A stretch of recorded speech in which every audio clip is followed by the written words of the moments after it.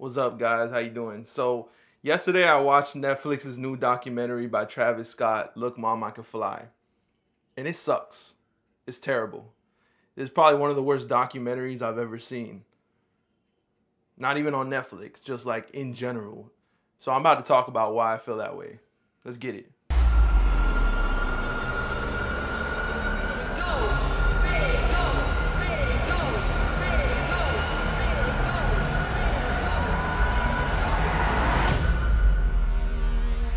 So I've been following Travis Scott for many, many years. From his first mixtape, Owl Pharaoh.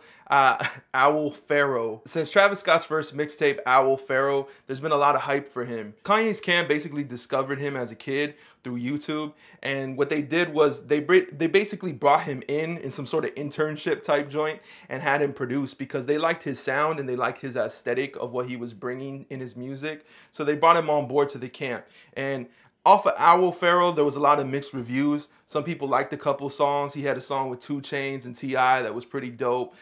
He had a couple other songs. Quintana. Oh, the Quintana. Straight up. Oh, it's lit. Travis Scott has his sayings and his catchphrases, which pretty much made him popular. And a lot of those were created during Owl Pharaoh or since then. So with that project, there was a lot of mixed reviews. A lot of people felt like he was sort of taking sounds from Kanye, taking sounds from Kid Cudi, sounds from all types of different Houston music. He kind of blended with A$AP Rocky and sort of just a lot of different hip hop sounds, but it didn't seem like he had really established his creative his creative originality yet. So with that, I was really excited for Travis Scott, and I really felt like, okay, this kid has potential, but let's see, because there's a lot of people that Kanye discovers that just really kind of go nowhere. You know, there's a lot of people that have a lot of hype that sort of aren't able to really branch out and create their own career off of the cosign. So yeah. So since then, Travis Scott has collaborated with pretty much every single artist from the Migos, Young Thug, 2 Chainz, like everybody. Like he has songs with Andre 3000. He has songs with Party Next Door. He has songs with every sort of hip hop artist, and he has a relationship with Kylie Jenner. If you don't know who Kylie is, then she got the most Instagram followers in the world. I'm pretty sure that's all she's famous for. Yeah. My issue with this documentary is just that it would be one thing if there was nothing going on in Travis Scott's life, but that's not the case. There's a couple big major life events that are happening. One, it's the release of one of his most awaited albums in his entire career, Astroworld. Also, he's trying to basically put on a tour where he rebuilds an old theme park that he grew up in. Another thing is he has the birth of his first child, Stormy Webster, with Kylie Jenner, and he gets a Grammy nomination. So there really is no excuse for this documentary to not be really, really good. We go back to his hometown. We see footage of him as a little kid. We see his first performance where he says 15. It looked like 25 people in the audience. Yeah, there really is no reason for this not to work. And judging from the trailer, I really felt like this was going to be a really good documentary. I felt like it was going to give us an intimate look into his life and his thoughts about his creation and just the immensity of the tour and coming from a kid who used to produce beats in his crib and being this huge superstar. So while I was watching this documentary, I had started to think, and I was like, I don't know if I've really seen that many or even any interviews from Travis Scott. I've just been listening to his music for so long, I kind of understand his struggle. I know what he's been through. Now, Travis Scott is a brilliant producer and musician, and he's really big on collaboration. Throughout this, we see Mike Dean, which is his engineer and producer. We see a lot of different collaborators. We have a really random segment that's dedicated towards Sheck West, another one dedicated towards Don Toliver. And these were like these weren't necessary. You didn't need to waste 15 minutes on these people because we also don't get any intimate interest into them and their personal point of view. We don't get to know how they feel about Travis. We just see them sort of be there and open up for him. This felt more like a vanity project. It felt like something that was put together for Travis Scott rather than something that he was in control of. And the reason I was actually really excited to watch the documentary was because Travis Scott is not only a rapper, but he's a producer in all sense of the word. He actually is somebody who controls the production from the musical level as far as the sounds we hear. He also controls the aesthetical parts. He controls the clothing, he controls the lighting, he controls the direction of his music videos. And with that, I was really hoping that this dude was going to go all in and just basically reinvent the documentary. So to see this was just extremely underwhelming. To me, this felt more like a vlog. This felt like something they could have just thrown on YouTube. I didn't see why this had to be longer than 25 minutes. And I just didn't see the overall purpose of this. We're seeing glimpses of things we kind of already know about, but we're not given any sort of intimate personal opinion about it. We're not given any sort of commentary on it. So I'll touch on a couple of things that I felt could have used commentary. So Travis Scott, as a rapper and a producer, has been pretty underrated because of how low key he is. He's never really spoke on what he's done, but he's produced for Jay-Z. I feel like he's helped Kanye develop his Yeezus sound. Kanye has said that he always felt like his drums and 808s never hit hard enough. And I feel like when he collaborated with Travis Scott, the goal was to basically find a way to make his sound more harder and hit a little bit harder. And we didn't really see Travis's producing skills at work. We know that he collaborates with many different producers, but he's sort of like a conductor in the sense, and he sort of takes all the elements that people put and mash them together. We didn't really get that from this documentary. We just kind of see him sort of lay one verse down. He'll just kind of come and fix up a verse and then just play it out loud and everybody will go crazy. Those moments were cool to see, just him wilding out, but I need to see him do his work, because to me, that's what I feel like I'm interested in. I feel like the fans would rather see that as well. The birth of his kid. So there's some time that's dedicated towards the birth of his child, Stormi, with Kylie Jenner. And, you know, it's pretty much like any birth of a child. And he shares a personal story, but it's not necessarily extremely revealing. It just shows, hey, he cares about his kid. Now, all right, cool. Like, next thing. So we see him getting nominated for a Grammy, which it seems like a big deal, but at certain parts, it seems like his manager or producer cares more about it than he does. He's sort of like, whatever, until he realizes that he's not nominated for Best Overall Album. He's just nominated for Best Rap Album. And he's kind of like, you know, I really wanted that Best Album. And, you know, I feel for him, because honestly, I feel like Astroworld probably was the best album of the year. I feel like he deserved at least a nomination. The winning album for the year was Cardi B. And I felt like that was kind of weird, because for one, Cardi B doesn't write her lyrics and she's not as strong on production as most artists, and Travis Scott is an overall like triple, quadruple threat. So yeah, this was dumb. So the problem with him not winning the Grammy is that we see him awaiting the news, and once he's given the news and he sees what happened, he sort of walks away. Now, this is a moment where we could go to a confessional, or we could just go to a moment of maybe him expressing himself in either crying or he just directly goes to the stage and performs. And with that, we never really get to know what his thoughts were about losing. I feel like he needed to express something like, I deserve to win. He needed a Kanye moment where he really stood up for himself. I feel like it was just a missed opportunity. And it doesn't tell me anything about Travis, just that he lost. Another big moment was him performing at the Super Bowl. He knew what he was getting into. He knew the controversy. Now, this was a huge moment because there was actually a lot of controversy about it. This is due to Kaepernick kneeling. There was pretty much a boycott on the NFL this year. So there was a lot of controversy towards Travis Scott performing. I think even Jay-Z told him he shouldn't perform. And there wasn't really any talk about it. Travis Scott just started setting up. He asked some questions. He said, oh, Prince performed, Beyonce performed. Cool, now it's me. And yeah, like that didn't do anything for me. He had a great 2-minute performance, I guess, in the Super Bowl that started off with SpongeBob.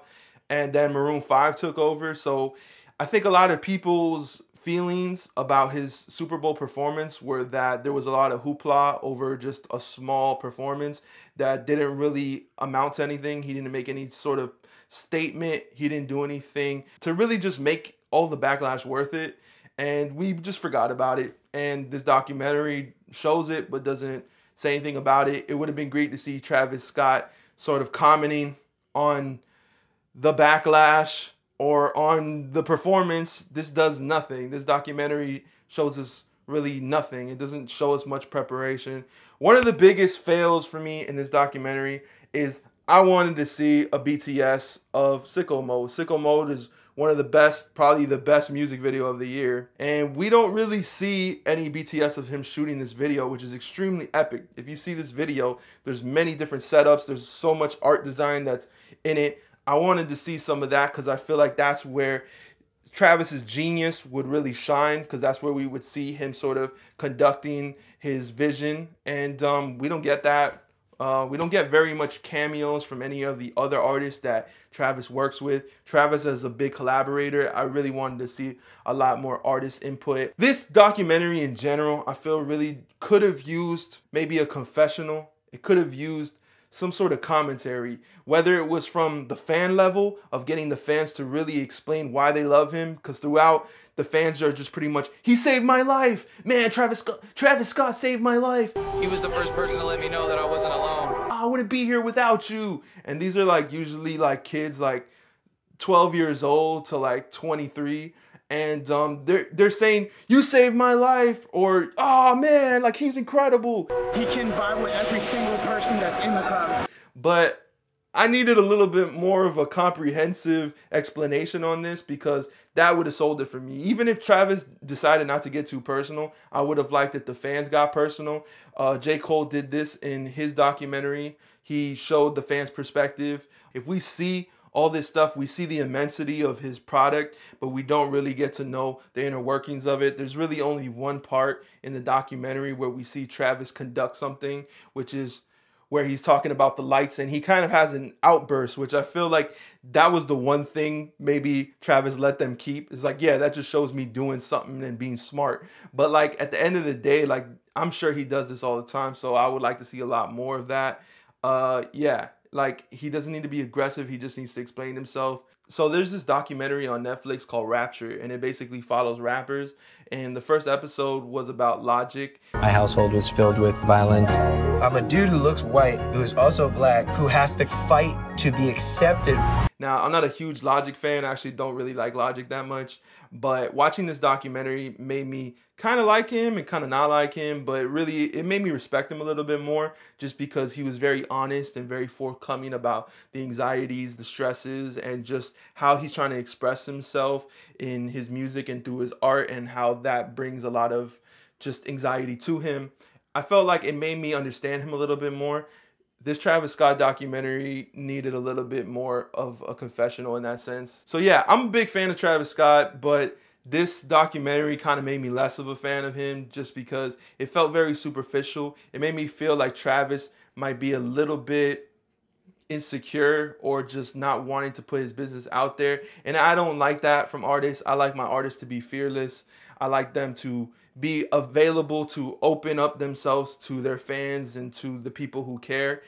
I feel like he should break out of his shell. I don't want to see somebody be so stuck in a shell, especially somebody who's so talented. There's one part where Travis Scott meets up with Kanye. Kanye pulls up and just basically says, I like what you're doing, you're great. Kanye being his biggest influence and mentor, we needed something more from him. Even if it wasn't a confessional, we needed Travis sort of saying something, because there was a lot of controversy over a song that Travis did called Stop Trying to Be God, in which a lot of people felt like it was directed towards Kanye, because Kanye has called himself a god and has had songs where he said, I am a god. I just told you who I thought I was, a god. So likely people would suspect that he was taking shots at Kanye. So yeah, I would have liked to see something. Somebody needed to say something, at least explain where the inspiration for the song came from. This was another missed opportunity to explain to the fans something that is pretty obvious. There's a part where Travis Scott reacts towards getting Drake's verse from Sicko Mode, and he really turns up when he hears the line "checks over stripes." Checks over stripes.